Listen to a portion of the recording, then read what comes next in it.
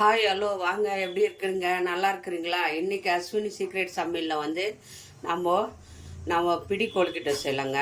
ரொம்ப டேஸ்டியாக இருக்கும் அந்த கொழுக்கிட்ட. அது எப்படி பண்ணுறது பார்க்கலாமா? பாருங்கள். ஃபஸ்ட்டு வந்து கொஞ்சம் 1/4 கப்பு பைத்தம்பருப்பு எடுத்துக்கோங்க. அதை வந்து வறுத்துக்கணும். 1/4 கப்பு இதை லைட்டாக வறுத்துக்கோங்க. ரொம்ப கருகக்கூடாது, லைட்டாக வறுத்துடலாம். இனி பிடி கொழுக்கிட்ட ரொம்ப டேஸ்டியாக சாஃப்டாக எப்படி பண்ணுறது பருப்பு இருந்தால் போதும், ரொம்ப பருப்பு வேண்டாம். கொஞ்சம் பருப்பு வந்து, ஏன்னா அது வந்து கொஞ்சம் டேஸ்டியாக இருக்கும், அதுக்காக பைத்தம்பருப்பு போடுறது. பாருங்கள், லைட்டாக வறுத்துக்கோங்க, ஏன்னா பச்சை வாசனை இருக்கும். இது நம்ம மிக்ஸி ஜாரில் போட்டு லைட்டாக பொடி பண்ண போகிறோம். நைஸாக அரைக்க கூடாது, ஒன்றும் பாதியமாக பொடி பண்ணிக்கணும்.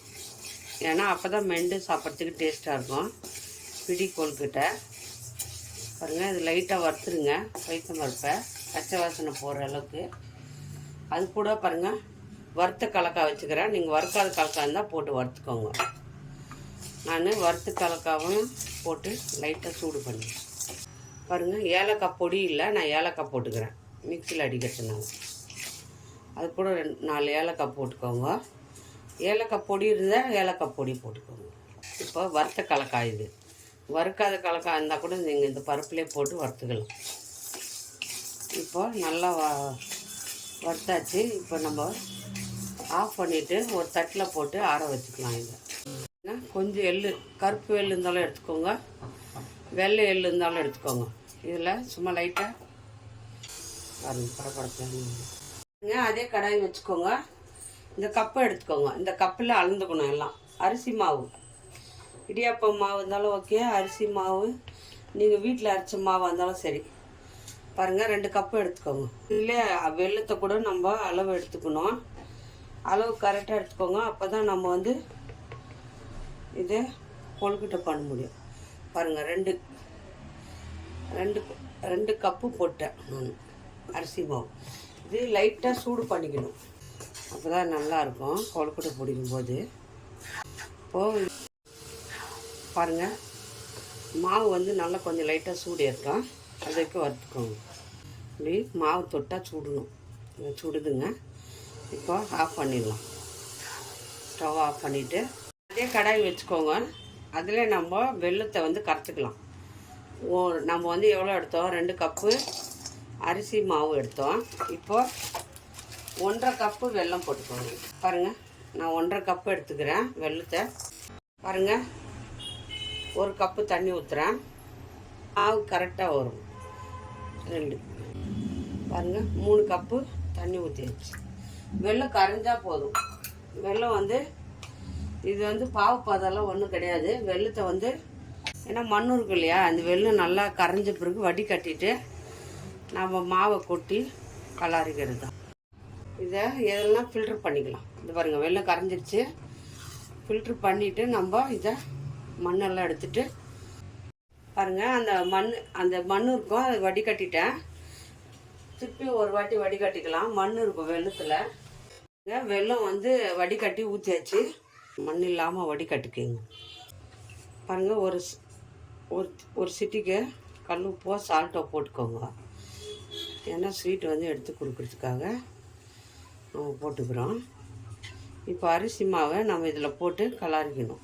பாருங்கள், அந்த பைத்தம்பருப்பு, கலக்காய், ஏலக்காய் போட்டு நம்ம பொடி பண்ணி வச்சுக்கிறோம். இந்த மாதிரி தான் பொடி பண்ணணும். நைஸாக பொடி பண்ணக்கூடாது, ஒன்றும் பாதியமாக பொடி பண்ணணும். இப்போ இது கொட்டி நம்ம கலாரிக்கலாம். சிம்மில் வச்சுக்கோங்க. சிம்மில் வச்சு கலாருங்க, கட்டி பிடிக்காத. இது கரெக்டாக இருக்கும் மாவு. இப்போ வந்து நம்ம அது பொடி பண்ணோம் இல்லையா, அதையும் போட்டுக்கலாம். அதையும் போட்டு சிம்லேயே வச்சு கலாருங்க. மாவும் வெந்துடும். பாருங்கள், அந்த பொடி, அந்த பருப்பு. இது பிடி கொழுக்கட்டை ரொம்ப டேஸ்டியாக இருக்குங்க. சிம்பிளாக இருக்குது. நாளைக்கு கணேச பண்டிகைக்கு எல்லோரும் இது பண்ணுவாங்க கொழுக்கட்டை. இந்த மாதிரி சிம்பிளாக வீட்டில் செஞ்சு கொடுங்க. பசங்கள்லாம் ரொம்ப விரும்பி சாப்பிடுவாங்க. பாருங்கள், தண்ணி கரெக்டாக வருதுங்க. பாருங்கள், எள்ளு வறுத்து வச்சோல்லையே, அது போட்டுக்கோங்க. தேங்காய் எடுத்து வச்சுக்கிறேன். தேங்காய் பாருங்கள், திருவி வச்சுக்கிறேன். அந்த தேங்காய் போட்டுக்கலாம். தேங்காய் திருவலும் போட்டால் நல்லா டேஸ்டியாக இருக்கும், சாப்பிட்றதுக்கும் நல்லா அருமையாக இருக்கும்.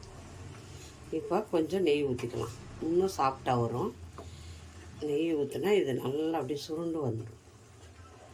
நம்ம பிடி கொட்டுற மாதிரி பிடிக்கிறதுக்கு கையில் ஒரு ஸ்பூன் நெய் எவ்வளோன்னா ஊற்றிக்கோங்க, நல்லா டேஸ்டியாக இருக்கும். செஞ்சு சாப்பிட்டு பாருங்கள், எவ்வளோ டேஸ்டியாக இருக்கும். ஒரு கொழுக்கிட்ட 10 கொழுக்கிட்ட சாப்பிடுவாங்க பசங்களாம். ரொம்ப நல்லாயிருக்கும் டேஸ்டியாக. அதை கொஞ்ச நேரம் ஆற வச்சிடணும். ரொம்ப சூடாக இருந்தால் பிடிக்க முடியாது. நல்லா கை பொறுக்க கொஞ்சம் இப்படி உண்டை பிடிக்கிற மாதிரி கொஞ்சம் லைட்டாக ஆறி வரட்டும். ஆறி வந்த பிறகு நம்ம இட்லி பாத்திரத்தில் வச்சு நம்ம ஆவி போட்டு எடுத்துக்குவோம். பாருங்கள், நல்லா சூடு ஆறிடும். விதன்னு சூடாக இருக்கும்போதே பிடிங்க. ஏன்னா